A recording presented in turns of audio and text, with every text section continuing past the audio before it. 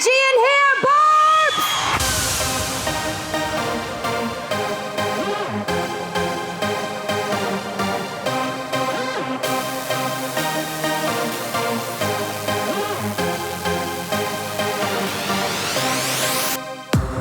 Nicki Minaj, a musical and cultural phenomenon unlike any other. Glamorous, outrageous, eccentric, and controversial, in her brief career she has revolutionized the role of women in hip-hop and been transformed from a unique urban artist to a global superstar. I think Nicki really filled a void in the market for a really sassy, strong female voice in the rap community. It wasn't until I think Nicki emerged on the scene that we realized there had been such an absence of someone like her. Part of the way that Nicki Minaj has been able to carve out space for herself in hip-hop is to create this style in which she moves between pop, hip-hop, and R&B. She is such a provocateur, not only in terms of her sound and her style, but in terms of her look, in terms of her fashion sense, in terms of the way that she presents herself visually. Her talent makes her an exceptional rapper. The fact that she can create good songs makes her a star, but her style and the way she looks and how she packages it and delivers everything, that's what makes her an icon.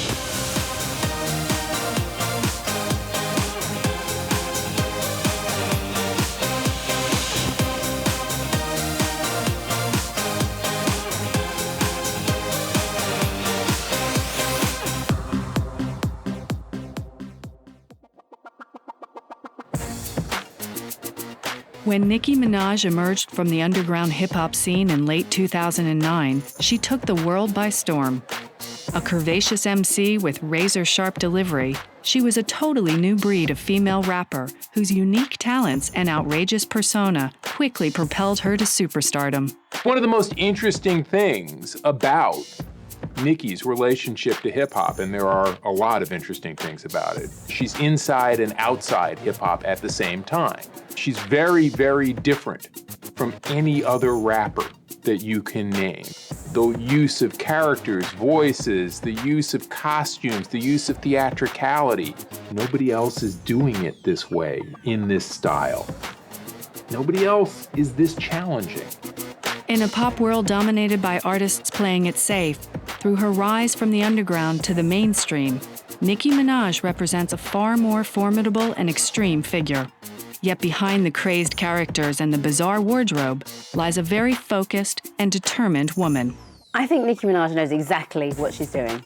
She wears what she wears to create a headline, to make her different. She knows what makes a hit record, she knows what doesn't. She knows how to manipulate the media, she knows how to manipulate social media. She's incredibly astute. She knows the industry inside out and back to front and plays it to her own advantage.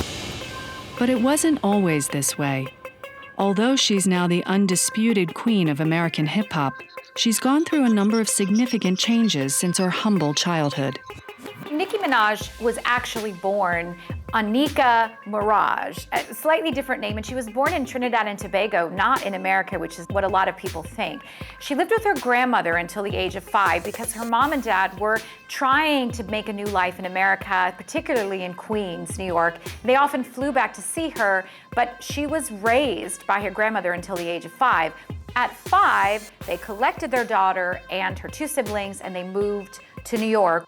Nicki had a very troubled upbringing. You know, she has talked openly about the fact that her father was a drug addict. You know, this was the 80s, this was the era of crack cocaine, and her family suffered. She said there were times they would come home and the furniture would be missing because he had sold it to support his habit. At one time, he even tried to kill her mother by setting the house on fire. It was a disruptive and dangerous time. All of these things as a child went into, I think, a lot of what we see today. One of the things that Nicki is so famous for is creating all of these different characters and personas, which is very similar to what a lot of children do when they are in difficult situations and they fantasize themselves out of it. I think Nicki almost has a split personality, and some of that definitely came from some of those very difficult experiences in her childhood. Despite these difficult years, Nicki managed to overcome her family's problems, and in the late 90s enrolled at LaGuardia High School, a renowned institution that would develop her artistic abilities and nurture her talent. Nicki Minaj's time at LaGuardia High School was deeply influential to the development of her career. As much as she's a great MC and rapper, she's also an actress. And I think the two things go hand in hand. And while she was at LaGuardia, she studied acting. She had attempted to try to get in the school as a singer, but I think she lost her voice the day of the audition, and so she ended up being accepted to the school as an actor. This is not just a kind of casual school. This is one of the most important performing arts schools in the entire country, and you could even say in the entire world. It was mythologized in 1980 for Alan Parker's film Fame, so that's how most people know of the school before it was actually called LaGuardia High School. And it's known as a place where some of the most exciting and culture-defining artists of our time have come from. So Robert De Niro went there, and Jennifer Aniston went there, and so on. And Nicki Minaj's time there was really spent developing her acting abilities as well as her singing abilities and being part of a community of like-minded artists. I think Nicki's time at LaGuardia was very influential on her career now as an MC. She has a very talented skill set as a lyricist, but what makes her very unique is kind of her theatrical delivery, you know, from the faces and everything she does and the voices and the cadences and the inflection. And I think that's a direct background of you know, her drama experience and everything. And without having gone to LaGuardia and without meshing that music and drama background, you know, I don't know if she'd necessarily be what she is today. Nicki has said that in rapping, every song is a performance and every song is a chance for her to inhabit a different character. And she really does that. She's a very talented rapper, but she's also a performance artist. And I think with Nicki, everything is a performance piece, from the character she inhabits to the persona, to the costumes, to the voice, to the accent. It's much more than a song. After graduating from LaGuardia, Nicki briefly landed a role in a minor play, but soon grew disillusioned with failed auditions and a lack of interest from casting directors. Determined to continue pursuing a creative life in New York, she gave up on acting and began to take notice of the sounds from the streets around her. New York is the home of hip-hop. Hip-hop started in New York in the early 1970s, mid-1970s. Hip-hop is really a music performance culture that consists of 4 different aspects. You've got MCing or rapping, you've got DJing, you've got graffiti, you've got breakdancing, and New York was the epicenter for this exciting performance culture that happened in the mid-1970s. It was really started by young, disenfranchised, working class or poor Black and Latino youth who merged these different performance traditions together and created a style that hadn't been heard before, which was hip hop. And Nicki Minaj, as a Trinidadian immigrant, she grew up in Trinidad and then she came to New York when she was about 5 years old. She came to New York at a really essential time in the development of hip hop culture. She came up in a time when New York kind of had the baton for hip hop with Nas and Jay-Z, Wu-Tang Clan. All the leading MCs in hip hop at the time were from New York, and I think that kind of shaped her rhyme style in particular. She has a very aggressive rhyme style, and you know, although she's very playful with her schemes and her patterns, you could tell the genesis of, you know, her flow and her cadence is you know, originates from New York. By 2002, she became a member of the rap group The Hoodsters. Going by the name Nicki Minaj, she honed her skills and quickly demonstrated that she had the potential to go solo. Only 2 years later, Nicki was performing her first sold-out live show. In the audience was Dirty Money Records boss Big Fendi, who was blown away by her raw talent and immediately offered her a recording contract. Shortly afterwards, she made the first of many appearances on the label's promotional DVD series, The Come Up.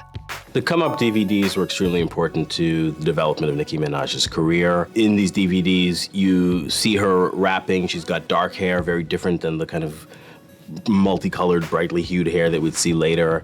She's an amazing talent, even then in these early DVDs. They call me Nicholas. style defined as ridiculous. I beg your pardon, meet me at the garden. The #1 draft, I'm New York's pick. And I don't lose like them dudes on the New York Knicks. Check it, I'm overseas. For all of her theatrics and the characters and things like that, at the very root of it, she can rhyme. And even further, like, she could spit, you know what I mean? It's not a boisterous Nicki, it's not a theatrical Nicki, her hair isn't dyed, anything, there's none of these outfits, it's anything. It's just New York swagger, she's spitting, she's sassy, she's in your face. And I don't think that hip-hop kind of seen an MC like that in a while, coming from the female side. Mama, stop faking, talking about what you got, you ain't got Nathan. And you're not caking, you're not my taste. Get out of my face, I play the top like 8 friends on your MySpace. You get a glimpse of the talent and the potential that's going to later develop, but I don't think anybody watching the DVDs at the time knew exactly what kind of lyricist and performer that she was going to be. And I don't even know if she knew that, because basically she grabbed the brass ring and decided to carve out a space for herself in hip-hop that nobody had ever done before, in a way that no one had ever done before. And so you don't know that from those DVDs, but you get a sense of the talent that's ready to explode. And that talent was noticed by another artist featured on the Come Up DVDs, Lil Wayne. A high-profile MC who was just beginning to achieve mainstream popularity, he would become a key figure in Nicki's rise to prominence. As she participated in these DVDs, Wayne really got a sense of her talent and her ability, and by the end, signed her to his own record label and decided to put his considerable influence behind her in an attempt to launch her and make her a star. Lil Wayne is an American rapper, one of the most successful rappers of the early 21st century. And while his initial work was not as successful as his later work, when he started to release albums like The Carter and The Carter 3 and so on, he became rap's biggest MC. In 2007, 2008, at the time in which Nicki Minaj's career was just sort of getting ready to kick off, Lil Wayne was certainly the biggest rapper in the music industry and also considered one of the biggest artist entrepreneurs with his label, Young Money, because he had signed Drake, who's also one of the big hip-hop artists. And Young Money was positioned at that time to be able to break artists in a way that very few other record labels had been able to break artists. So when Young Money signed Nicki Minaj, there was a lot of promise there and a lot of possibility for the future. Between 2007 and 2009, Nicki issued a number of digital mixtape releases through Young Money that built her a significant underground following. By 2010, she was primed for the big time, and before launching her solo career, began to appear as a guest on a number of other artists' records, including R&B vocalist Robin Thicke and multi-million selling superstar Mariah Carey. Nicki was appearing as the MC on everybody's record. She was everywhere, and everyone was just like, who is this talent? I think Nicki's early collaborations, particularly when she was working with Robin Thicke, Mariah Carey, Trey Songz, they were all established stars. You know, in the case of Mariah Carey, she's an uber superstar, right? And Nicki was still rising, and she's on the come up. But, you know, she'd done a series of mixtapes that were very popular. Her profile was rising. The affiliation with Lil Wayne was being made clear. She was the rising hot star. And traditionally in hip-hop, that's usually the guy. It's usually a guy that does that. It's Lil Wayne who's done it. Jay-Z had a moment where he did it. Drake had it. And, you know, there's never really been a female MC who kind of had that rising star status where everybody wanted them on their records and they couldn't get enough of them. Styling on them big B's, brought the Benz out. Elevator press P for the penthouse. Top those, then we break like tacos. Roscoe's on his knees with a snot nose. The collaboration with Mariah Carey, I think, was very mutually beneficial. For Mariah, working with someone like Nicki gives her a little more of an edge, a little more street credibility, and makes her seem younger, maybe cooler. It's the same kind of reason Madonna is constantly collaborating with young artists. On the other hand, for Nicki, at that time, she was not a mainstream success. So working with someone like Mariah Carey raised and elevated her profile as well. So I think for both of the women, it was a very mutually beneficial relationship. I think with Mariah Carey reaching out to Nicki, you know, although she's an established superstar, multiple Grammys, #1s, you know, she has to keep having this dynamic where she has to be hot and now and in the know and be cool and everything. And so, you know, she was reaching out to Nicki for help. And I think from there, If people didn't buy into the fact that she was about to blow up, at that moment, when you have kind of one of the most iconic singers in U.S. history reaching out to the young hip-hop girl, that was a moment that kind of cemented the fact that, like, this thing's about to be huge. And with this more widespread exposure came a recognition of just how unique this newcomer was. Now a very different artist than the young MC from the Come Up DVDs, Nicki had developed several distinctive characters in her music and appearances, and these alter egos would become key to her growing appeal. Well, for most pop stars, you think about like Britney Spears or Christina Aguilera, they are themselves the character that you're watching. With Nicki Minaj, you are watching a variety of different people. You have Harajuku Barbie, you have Martha Zelansky, you have Roman Zelansky, who's a gay, angry man who lives inside of her. You have the Martha character who has a British accent. It's a wide range of personalities and characters. I think as talented as she is as a rapper, Nicki is first and foremost a performer. It's interesting, like the Posse record is so popular in hip hop. You take a song and you have so many different personalities coming into the song. And while Nicki Minaj has benefited from those type of songs because she's appeared on so many of them, she really doesn't need to. She can do it all herself because she goes into so many different personalities. She's not just one rapper. She's like a Wu-Tang Clan in herself.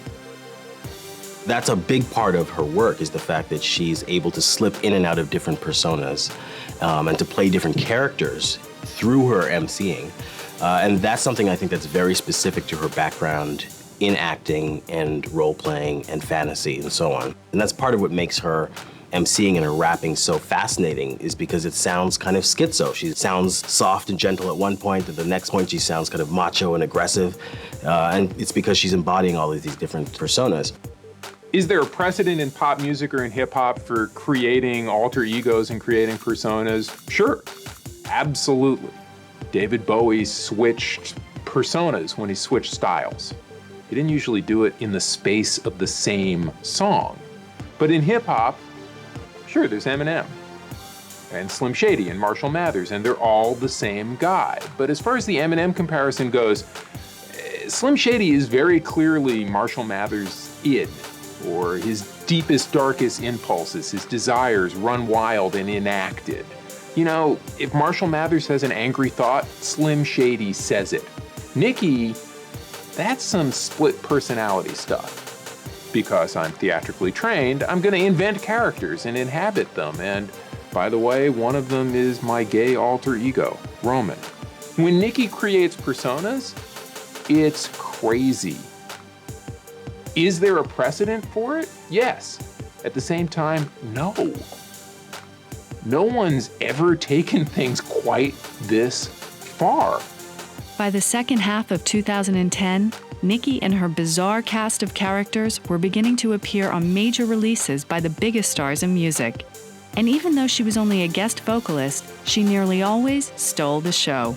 Her collaboration rise was really broken into kind of like two sets, right? Like there was the Robin Thicke, Trey Songz, and Mariah Carey wave. Kind of like wave one, and it was like, oh, Nicki's doing good, she's in here. Wave two kind of was Ludacris, My Chick Bad, Usher, Little Freak, and then her collaboration with Kanye West on Monster. When you have your moment in the sun, you need to shine bright, and Nicki was burning like white hot at that time. The Jay-Z and Kanye West collaboration for Nicki, that's really what set it over the top. You have Jay-Z, greatest MC in hip-hop history. Kanye West, best guy who's out right now. So they do the song Monster, Kanye kills it, Jay-Z kills it, and then Nicki comes on and it's like, what the is this? Let me get this straight. Wait, I'm the rookie, but my features and my shows 10 times your pay. 50K for a verse, no album out. Yeah, my money's so tall that my Barbies gotta climb it. Hotter than the Middle East and climb it, find it. Everybody walked away from that song, hugely anticipated album it came from, and nobody's talking about Kanye West, nobody's talking about Jay-Z, everybody's talking about Nicki Minaj. Having whetted the public's appetite with her impressive guest appearances, in April 2010, her debut solo single, Massive Attack, was released. Yet after all the attention and the hype surrounding her, it failed to make any real impact.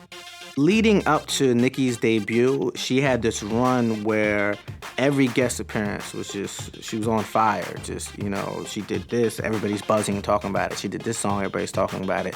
And I think the strategy behind Massive Attack and kind of the first offering from her project was this idea of how do we create something new and kind of distance ourselves away from these collaborations to show, hey, I can stand on my own 2 feet.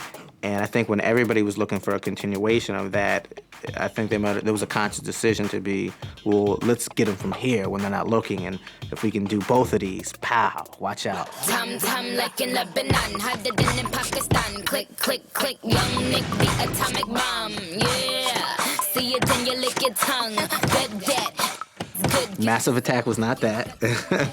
There was some dissonance there. It wasn't really coherent kind of song. For what it's worth, the video, again, where she looked incredible, Amber Rose was in it. You know, I think that saved it to a degree. But in terms of what she tried to do, you know, it was a massive flop. We got tom-toms over here, bigger than a monster.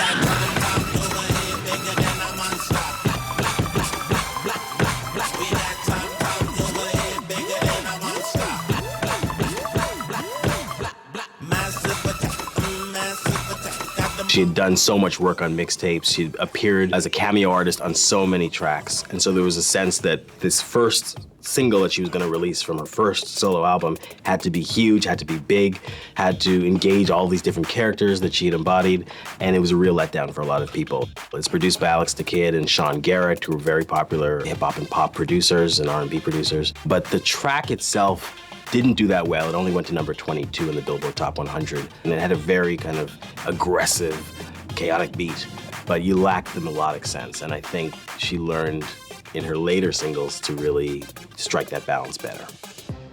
Even if the single failed to propel Nicki directly into the mainstream, she was still continuing to build a significant fan base, especially online.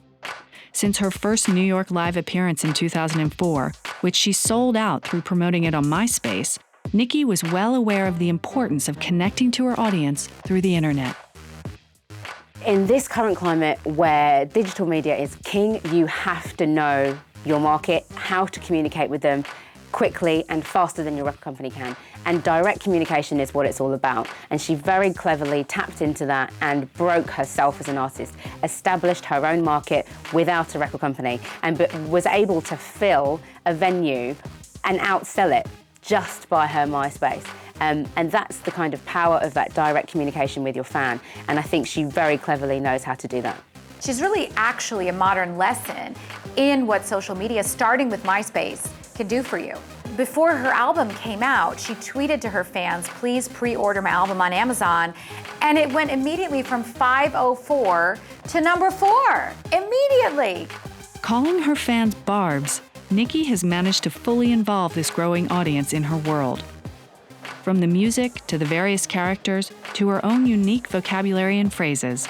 From MySpace through to Facebook and then Twitter, Nicki's barbs have been able to follow her career and her creative vision and feel like they're truly connected to their idol.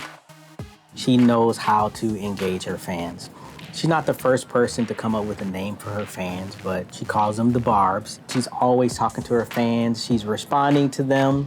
I think that's another reason why people really just latch on to her, but she's good with like giving advice and encouragement and saying positive things to her fans that they love it. And I think it's really a great way for her to create more interest in her work. She's very active on Twitter. That's where she interacts with her fan base, who she's named the Barbs.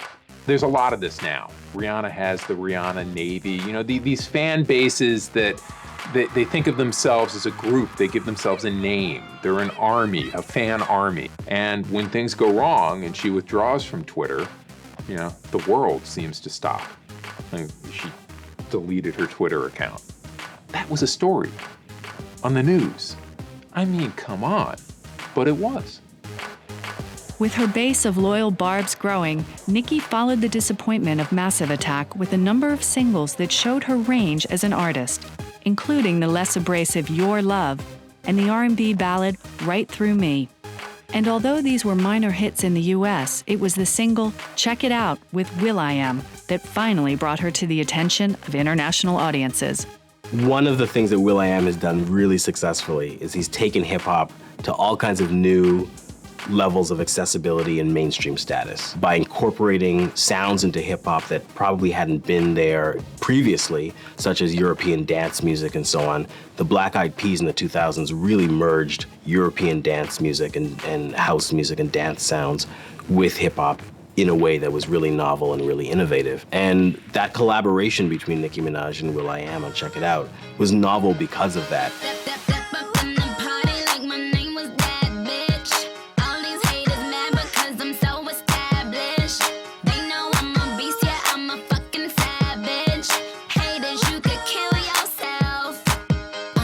Here is Nicki Minaj, this developing solo artist, working with one of the great hip-hop producers, and particularly the guy who's really been able to merge those worlds of hip-hop and dance pop in a way that very few others had.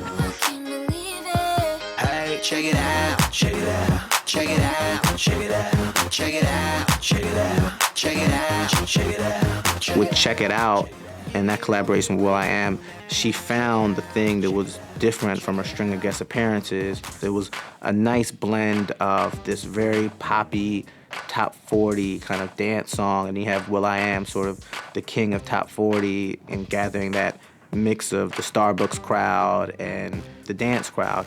And then Nicki, she easily fit into that, just the sing-songy flow. She has a great voice, and then she could still be tough enough to kick a rhyme here too, where she didn't alienate the previous base of people who helped her reach where she was. With her solo career slowly gathering momentum, outside of her music, Nicki was also managing to attract attention. If her singles weren't transforming her into a household name, on the red carpet, her unusual outfits were making the headlines. There are a lot of people who know who Nicki Minaj is who don't listen to Nicki Minaj's music. And that's because of the way that Nicki looks. Nicki looks like a character from the Willy Wonka movie sometimes. Nicki looks like Donatella Versace had a really bad dream. And looks awesome too. I think it's like a little girl with a pen and a pencil, and I'm gonna create what I can today, go make it, and I'm gonna wear it. Like she says, it's fun, it's girly, it's playful, I'm just having fun. If you want a mass appeal, you do have to stand out in this market that is saturated. What Nicki Minaj has very cleverly done is create herself her own niche. I'm gonna fuse this, and I'm gonna fuse that, and I'm gonna take this, and I'm gonna take that, and I'm gonna be extremely expressive, and I'm gonna take everything to the extreme. I'm gonna have the biggest hair and the biggest shoes. And I do like the way she doesn't take herself too seriously. I mean, you can't when you've got an accessory that goes down to your foot that has a tail and looks like an animal. This extreme visual image inevitably saw Nicki being compared to the other outrageous female pop icon of modern times, Lady Gaga.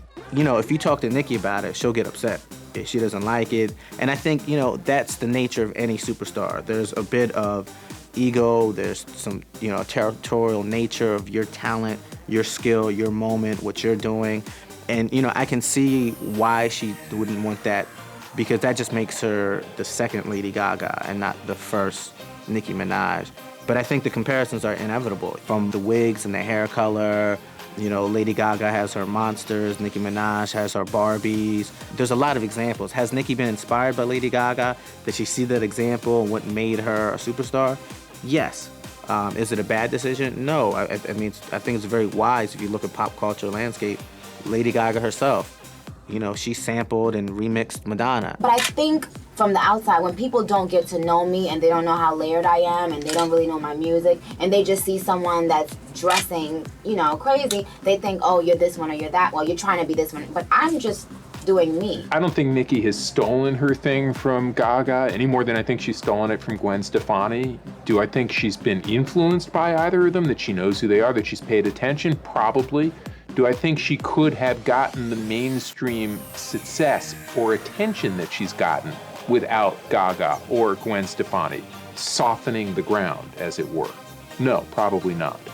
I don't think Nicki could have gotten as far as she has on her own. That said, I think she's gotten there because of her own unique sensibility. I don't think her sensibility is Gaga's sensibility. In terms of her personal influences, Nicki is influenced by Jay-Z and by Lauryn Hill and by pop artists like Natasha Bedingfield. The list goes on and on. Immediately you can see that there's some similarities between Nicki Minaj and hip-hop artists like Missy Elliott. Foxy Brown is somebody that Nicki Minaj cites a lot. So the point is, there's a lot of different influences that Nicki Minaj embodies, and it's not fair just to say she's a black Lady Gaga. I think it's way too reductive. But at the same time, it's also not to deny Lady Gaga's influence in the culture, that she was able to create a space in which Nicki Minaj could then operate. Unlike Lady Gaga, one influence was very vocal about her belief that Nicki Minaj had simply stolen her act. Lil Kim, the former queen of hip-hop. A bitter war of words followed that eventually saw the two publicly feuding and attacking each other through their lyrics. At the time Nicki Minaj came to prominence, Lil Kim had been absent from the charts for a long time, and very often one of the ways that new hip-hop artists establish their identities is to start a beef with an artist who has aspects or elements that this new artist also embodies. For Nicki Minaj, that was really about starting this beef with Lil Kim, and they certainly had one of the most public beefs and arguments in culture at that time. And some of it is based in truth. I think Lil Kim was right to go after Nicki Minaj and say, hey, here are the aspects of my career that you are taking from. On the surface, just on some hip-hop stuff, it's like, oh, it's great. We got two people going against each other. And, you know, that's really kind of like the next challenge for Nicki, right? Like, every great MC has been in a battle. MCs, Eminem, Nas, Jay-Z. So why wouldn't Nicki Minaj? I think she bills herself as an MC, not a female MC. So why wouldn't she accept the same challenge that any other rapper has? With that said, however, Lil Kim's claims of Nicki Minaj are just ludicrous. Lil Kim was huge. She was the big rapper. Everybody idolized her. Nicki Minaj is younger. Why wouldn't she idolize her? So yeah, you know, she appropriated some of her style. Who doesn't? D'Angelo, Prince, you know what I mean? Michael Jackson, James Brown, Chris Brown, Usher. What Nicki did was no different. And then Nicki quickly found herself, as any great star does, and now you'll see Nicki knockoffs coming next. In the whole Lil Kim versus Nicki Minaj feud, I'm Team Kim, because Lil Kim wasn't the first female rapper to flaunt her sexuality and beauty and have a stylist and change her hairstyle every day, this, that, and other. But I think because of the kind of things that she talked about, I think you can definitely trace a lot of that back to Lil Kim. Lil Kim was calling herself, you know, the Black Barbie. I mean, she has songs about it in the 90s.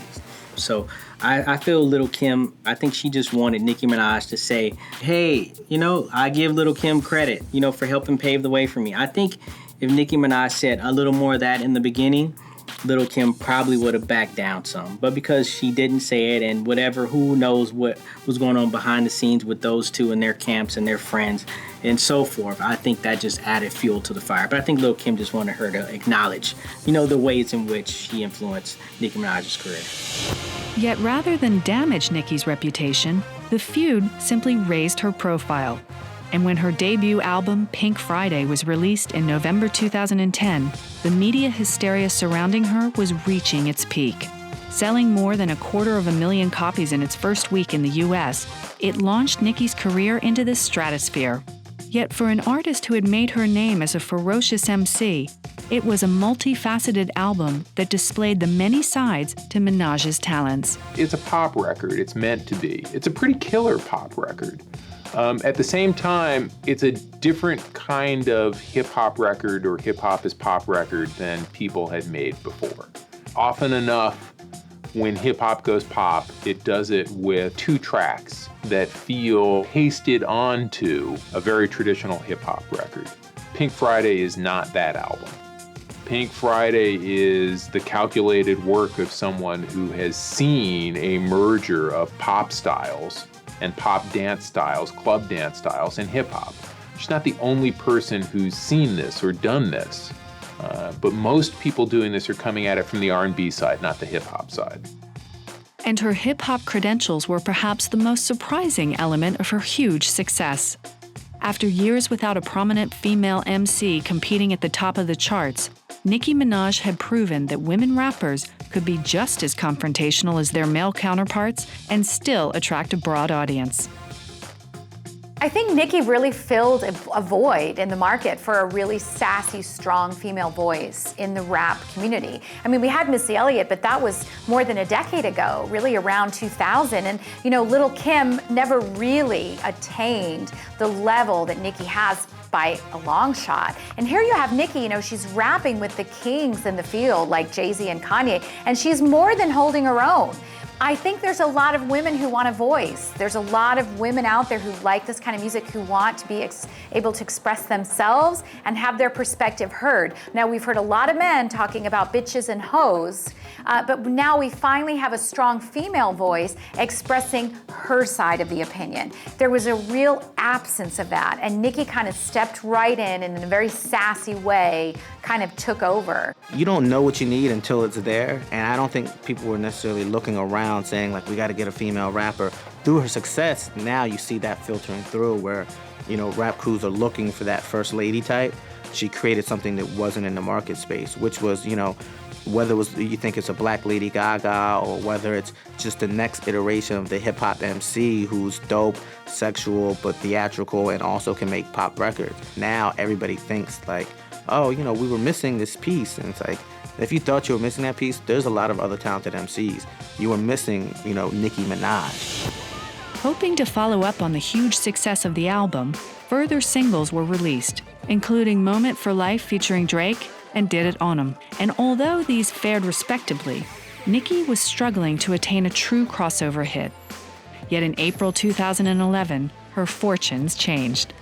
She had a rep in the hip-hop underground. She'd established herself as someone pop fans knew about, and then her own song started coming.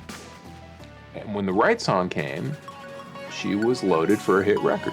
This one is for the boys with the booming system. Top down AC with the coolest system. When he come up in the club, he be blazing up. Got stacks on deck like he's saving up. And he ill, he real, he might got a deal. Super Bass is a pretty incredible song, right? Like, Super Bass, it sounds like Katy Perry. You can imagine Katy Perry doing it. Super Bass has that wide, broad sound that is perfect for top 40, but then she easily injects her DNA into the records. It's one part this, one part that, but together it's all Nicki.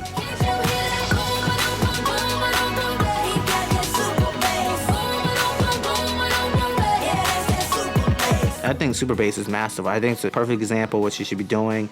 If you want to know why she's so hot, it's like, listen to that song. You hear it in Jamaica Queens, from young black girls, but then you could hear it in, the suburbs of Boston with sorority girls. It's perfect record. Yet the song's huge sales and crossover appeal were due in part to a young Grammy Award-winning country singer. Nicki Minaj really owes Taylor Swift a big old bouquet of flowers, because one of the reasons that she's as famous as she is because of Taylor Swift. Super Bass, which has become really Nicki's anthem, I mean, almost anyone in the world can hum that tune. It's a great song. Wasn't actually originally intended to be a massive hit by the record label. They didn't think that was going to be the song that it became. But Taylor Swift was a big fan of it, and she was on a radio station doing an interview for mainstream America. And she said, oh, I love this song. Will you play this song while I'm on the show? And they did. And she knew all the words and she was rapping them out. And all of a sudden, the song was everywhere. Having finally achieved the massive crossover success she'd been looking for, despite being edgy, controversial, and often sexually explicit in her lyrics, Nicki's appeal began to spread even further. She wants to reach a different audience than rappers usually want to reach. She wants to reach girls and she wants to reach young girls. This is intentional. Boy bands go for that audience. Safe pop music goes for that audience.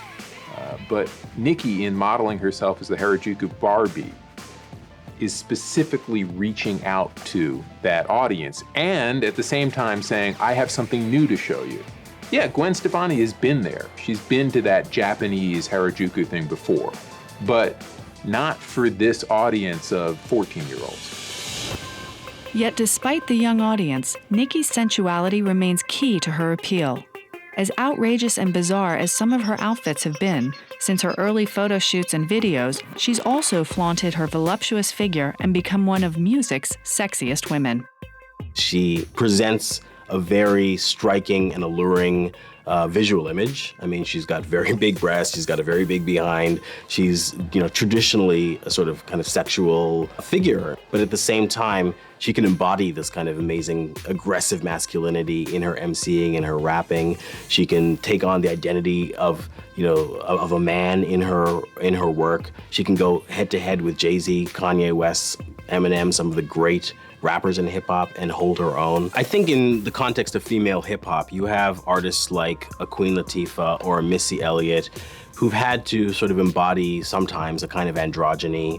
There's also a whole tradition of the very, very sexualized female rappers. So Lil Kim and Foxy Brown, who appeared in the mid-1990s, who presented themselves as sexually licentious and very available. And Lil Kim appeared with a billboard in which her legs were spread and so on. So there's a way in which there's that kind of image as well. And Nicki Minaj has had to sort of straddle both of those things. So in a certain kind of way, she seemed like the natural follow-up to Lil Kim and Foxy Brown. She certainly cited Foxy Brown as an influence. And when you look at her early DVDs, the mixtapes and so on, there was a possibility there that she was going to be the next in that line. However, what she's done has been to sort of merge both of those worlds. It's very precarious, but she's done it in a way that very few other artists have been able to do.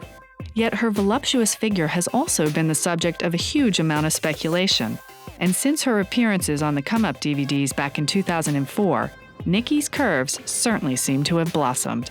It's very clear that she's had some cosmetic adjustments based on what she looked like then. First of all, her backside. She has a totally different rear end in these videos. It's small, it's shapely, and it's, in proportion. Whereas now she has this massive, Kim Kardashian backside, which actually looks a lot like Kim's. And there's a lot of speculation that she had butt implants or kind of a liposuction where they put the fat, they redistribute it to the backside. Also, it looks like she's had breast implants and a possible nose job. Now, there's been a lot of speculation as to what exactly Nicki's had done in terms of cosmetic work. She has been very cagey about admitting exactly what's happened, saying she doesn't want to talk about it. She has flat out denied having her breasts done. But as for the rest of it, she's played a little bit coy and basically changed the subject when asked. While commentators speculated about Nicki's figure, after her crossover smash with Super Bass, she continued to look for interesting collaborations to keep growing as an artist. And none proved more rewarding than her work with platinum-selling house producer David Guetta. With the hit singles Where Them Girls At and Turn Me On, Nicki continued to win over new audiences. Many R&B and hip-hop artists wanted to work with French DJ and producer David Guetta in the 2000s because he was a hit machine. Kept having hit after hit after hit in this kind of European dance style. A David Guetta collaboration, no matter who you are, is always a good thing. He has such a huge following, especially in Europe. It's massive, and dance is just a whole nother culture. And so for those two cultures to fuse, it's always a good thing. And it definitely gave her a new slant, because it wasn't about the MCing, it was about me, the vocalist, and being over a dance record. Make me come alive, come on and turn me on. Touch me, save my life, come on and turn me on. It's a very fun, melodic song. It's something you can dance to, and it definitely helped take Nicki Minaj out of the hip-hop world into the dance world. I went to a number of different clubs around the world in the last couple of years, and I've heard that song being played. So it gave her a different kind of accessibility and a different kind of reach than she'd had previously.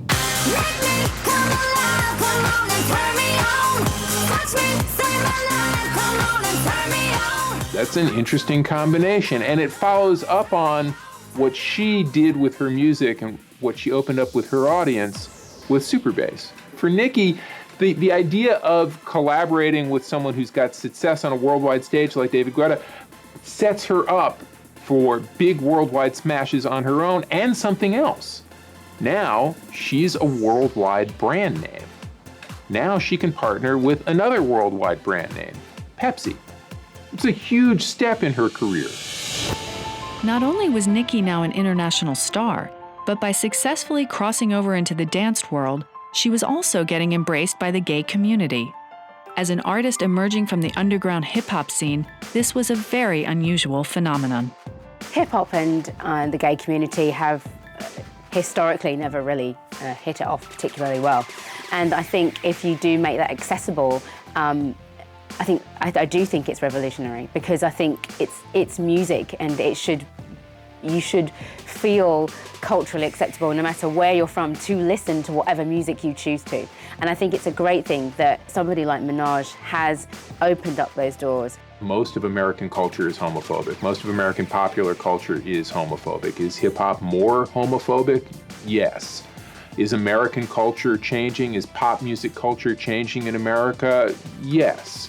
I would say that Lady Gaga has put us approximately where David Bowie put England in 1972. It took us a minute. Is Nicki part of that? In some ways. I don't think she is as aggressively pro-gay as Lady Gaga is. At the same time, Gaga on record doesn't voice a gay character, a male gay character. She says lives inside her. Nicki does. And that is a changing attitude in American culture, in hip-hop specifically. I don't think a man could have led that charge. Kanye West has tried to, he did an interview where he talked about sexuality. A$AP Rocky, he's been open to talking about it now. But, I think a woman had to kind of lead that charge, because she wouldn't have the baggage of, the machismo and everything that's layered into kind of being like an alpha male. And so Nicki, by virtue of her popularity and by virtue of kind of being open and accepting this role from the gay community, I think she's done more to kind of bridge that gap between sexual orientation and hip-hop. Very smartly, it's been savvy as a business decision, but I think culturally it's been more important that she's been accepting it and she's been open to them, and it's receptive, and she's made it a two-way street, which it wasn't previously. And not only has Nicki been at the forefront of promoting new attitudes in hip-hop, from her very first interviews, she made ambiguous and sometimes contradictory statements about her own sexual orientation. Nicki, what do you think it's gonna take for us to finally get a gay rapper? Like, what is gonna happen? I am a gay rapper. You got one. Yeah! Oh, we love you, Nicki! I think a lot of Nicki's mystique does come from her ambiguous sexuality, or her reluctance to be labeled. I mean, if you look at the video she does with Usher for Lil Freak, she's like all over a woman. Like, she's hitting on a woman, she's trying to make out with a woman, she's touching a woman. It looks very much so like she's a lesbian in that video. And then you have another video where she's like getting married to Drake, who she's been linked to in real life as well. So you have this kind of dichotomy of very different sexualities, but that plays into her mystique. One of the very smart things Nicki has done is she's refused to talk about her private life, her sex life in the press. When she's asked about who she's dating, she always says, nobody, I don't like anybody. Do you like boys? No. Do you like girls? No. I don't like anybody. Yet rumors have persisted that since the start of her career, she's been in a relationship with Safaree Lloyd Samuels, once her bandmate back at the start of the millennium in the Hoodsters. The closest, the best guess we have really as to who is in her love life would be Safaree Lloyd Samuels, who was somebody who was with her from the very beginning. As she went up, he was an artist who performed with her and really helped nurture her career. He's someone she's still close to, and a lot of people believe he's kind of her secret boyfriend, and they have a relationship. But when she was asked about him, she said that he's like a brother. Same thing about P. Diddy. She was asked numerous times about P. Diddy. She said, no, please don't talk about it like that. He's like my brother. And she does tend to brush off all male relationships as platonic and brotherly. Now, whether that's the case or whether that's a contrived and specific response that she's formulated remains to be seen. However, one relationship that Nicki couldn't hide was with her label mate and sometime collaborator, Drake. She's never called Drake her brother, and I don't think anyone would believe that, because they were in fact spotted making out after an appearance on Saturday Night Live. So she hasn't actually gone that far and said he's like a brother. I think there's no doubt that they've dated. Drake and Nicki definitely had a relationship at some point, although I don't expect either one to ever really clarify that for the public. Now, one of the most talked about celebrities in the world, Nicki started 2012 with a bang. Having collaborated with countless artists over the past 3 years, she finally landed the big one. Along with British MC MIA, she was asked to contribute to Madonna's new single, Gimme All Your Lovin', a guest appearance which would also involve performing the song live at the Super Bowl halftime show. With the Madonna collaboration, Gimme All Your Lovin', it was certainly a touchstone moment in Nicki's career. No matter who you are, no matter your age, everybody knows who Madonna is. And sort of to be tapped by Madonna for a collaboration, it's, it's a rite of passage, it's an honor. Nicki, she acknowledged that in numerous interviews, and for Madonna, that's sort of the Madonna thing that she does. The next young person that comes by, she wants that blood. And to keep her fresh and live and hip, I think for Nicki it was no different. And, for her, she was a willing part of that collaboration. She knew that Madonna was using that to get her hot, and, she was just, sign me up. L-U-V, Madonna, Y-O-U, you wanna? I see you coming and I don't wanna know your name. U-V, Madonna. Gimme All Your Lovin', while you can debate the merits of the quality of the song, I certainly don't think it's one of Madonna's best songs. It's a little bit redundant and repetitive and so on. But certainly gave Nicki Minaj a platform that she might not have had. She appeared on the Super Bowl with MIA, and she gets the benefit of the cachet of being able to work with one of the top female artists of all time. Give me all your love, boy. You can be my boy, you can be my boy toy. In the nick of time, I can say a second rhyme, cause it's time for change like a nickel or a noise. I'm Roman, I'm a barbarian, I'm Conan. You was sleeping on me, you was dozing. Now move, I'm Conan. In a way, it kind of just solidified Nicki's position. The queen of pop music kind of anoints you as her latest protege, the same way she'd done with Britney and Justin Timberlake before. But I think what's interesting, though, is Nicki has very quickly surpassed Madonna in terms of sales, in terms of profile, in terms of relevancy. So you've got this kind of pairing where Madonna's kind of on her way down and Nicki's on her way up, and they kind of met someplace in the middle. But there's no question that Madonna could only wish for Nicki's current, relevancy and appeal. A week after appearing at the Super Bowl, in February 2012, Minaj debuted her new song, Roman Holiday, at the 54th Grammy Awards. The first ever solo appearance on the Grammy stage by a female rapper, the performance, which dealt with the exorcism of her character Roman Zelensky, was highly controversial. The whole Grammy night was weird because she showed up in that red hooded cape, and she shows up with someone dressed up like the Pope, and I'm like, what is this? Lady Gaga has had all type of, arrival stunts at award shows, but this was definitely very weird. And so she had her opportunity to perform, and it starts off with a video very inspired by The Exorcist, and it shows like a priest coming to the house, and then there's Nicki Minaj, and she's clearly possessed, and she climbs on the ceiling. And it was very weird, a very long intro, very uncustomary for the Grammys. And then she comes down, and there's an exorcism going on. There's it was weird. And a lot of the press that night described it as a satanic, and she got a lot of flack for that. I thought it was fabulous. I didn't find it offensive in any way, and I just felt like this was Nicki Minaj given free rein to do whatever you want. Let's come up with this concept, let's make it work. You've got the budget, you've got the time, you've got the support of the team behind you. What would you like to do? And this is what she came up with. That's what the Grammys is for. It gives you a platform for that artist to do exactly what they want in the way that they want to do it. And that's what the Grammys is about. It gives you something to talk about, puts her back in the headlines, and keeps that wheel turning. 2 days later, the lead single from Nicki's forthcoming album was released. Following her work with David Guetta, Starships fully embraced the European dance sound and proved to be her biggest hit yet, making history in America by spending an unprecedented 21 consecutive weeks in the U.S. top 10. Yet the hip-hop audience who had followed Nicki's career for years were unsure of this new pop sound. Starships was very significant because it was massively successful. It again affirmed Nicki Minaj's direction.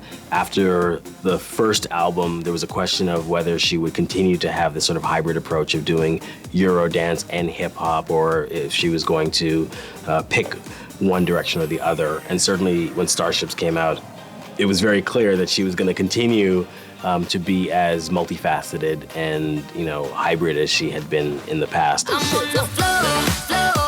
I love to dance, so give me more, till I can't stand. Get on the floor, like it's your last chance. If you want more, then here I am.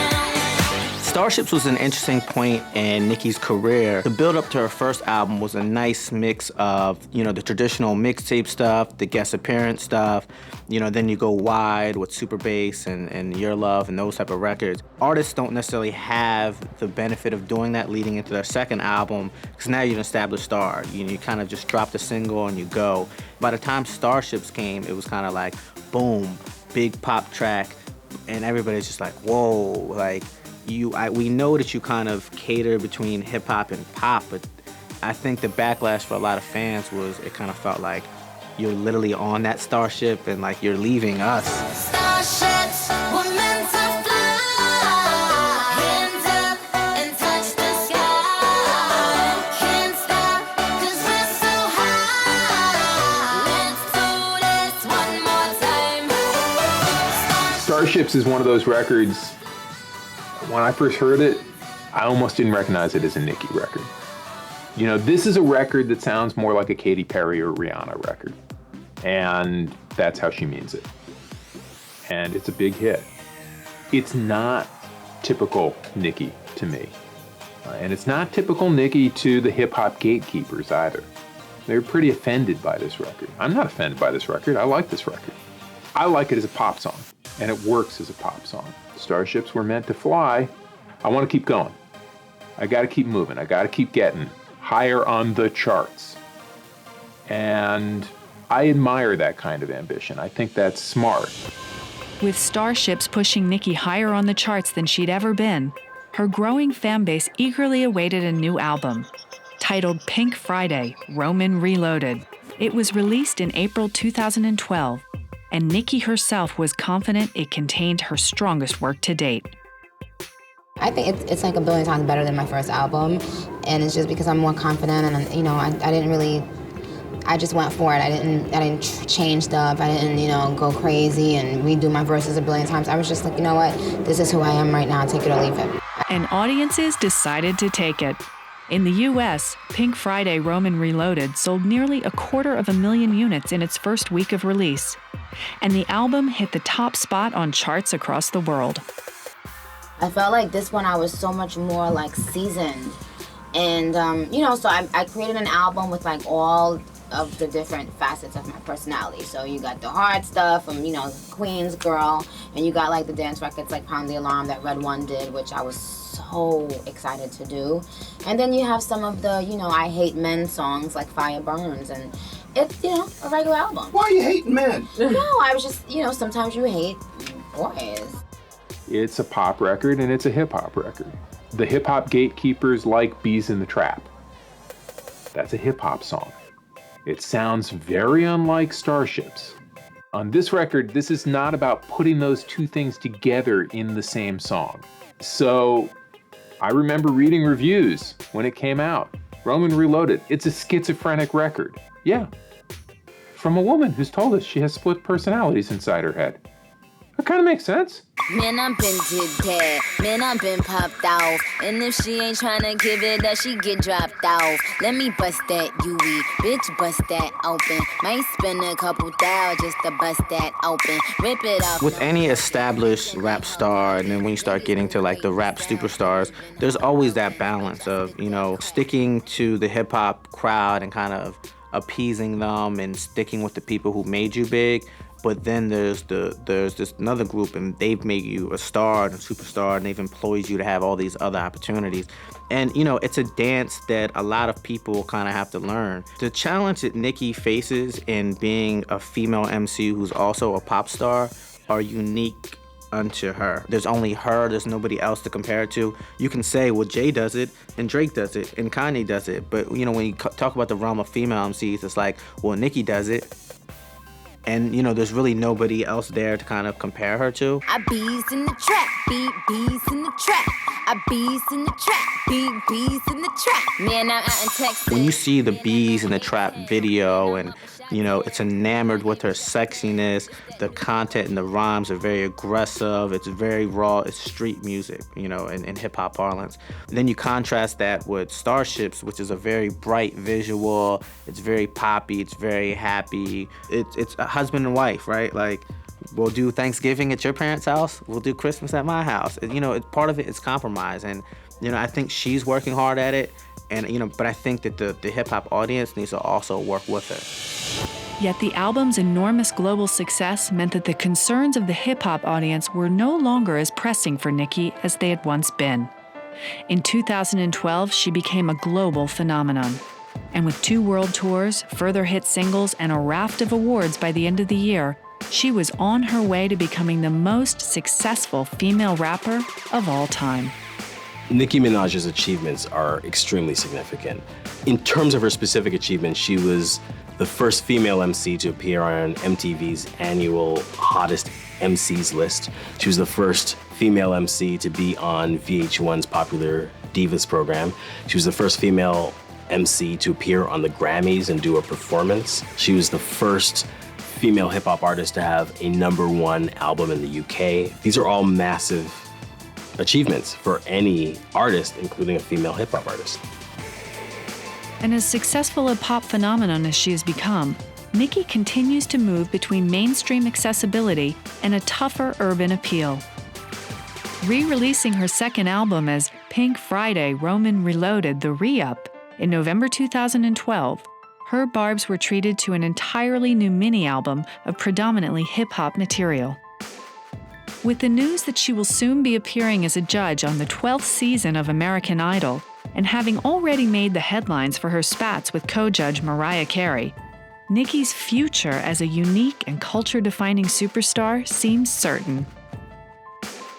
Where I am right now, I have this amazing piece. Like, I don't feel like I have to answer my critics anymore. Like, because I've been receiving so much love from, like, my babes on, you know, in every country, that it's like, why bother? I want to thank the people in the world, my fans, for allowing me the opportunity to make all types of music and be accepted by different radio stations and genres and colors and everybody across the rainbow. She exists in the moment. That's what pop music does. She's managed to extend her moment, and I think she'll keep doing it for a while. It is also a different kind of moment.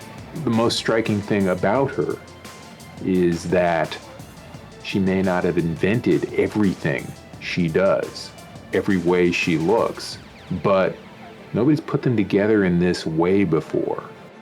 She has shown that she's willing to push the boundaries and push the envelope and just be innovative and do things that other women in hip-hop haven't done. So if she continues in that trajectory, you know, the sky is the limit for her. And she's also been chosen as a judge for American Idol. So that's going to bring her visibility to all kinds of new levels that she probably hadn't had before. And I think she's really going to become even more of a household name, not just among her existing fan base, but cross generations. I think the Minaj, Mariah head-off is going to be amazing. I think it's going to be great for Minaj's career because she's going to have to speak articulately about artists, and again, that gives us more insight into her background. She's come from a performance background, it should be a piece of cake. And I think she's actually going to add a lot more to Idol just with her presence, her flamboyancy, her energy, and who she is. And I think she's probably got the next move up her sleeve already, and we're all just eagerly waiting what that's going to be.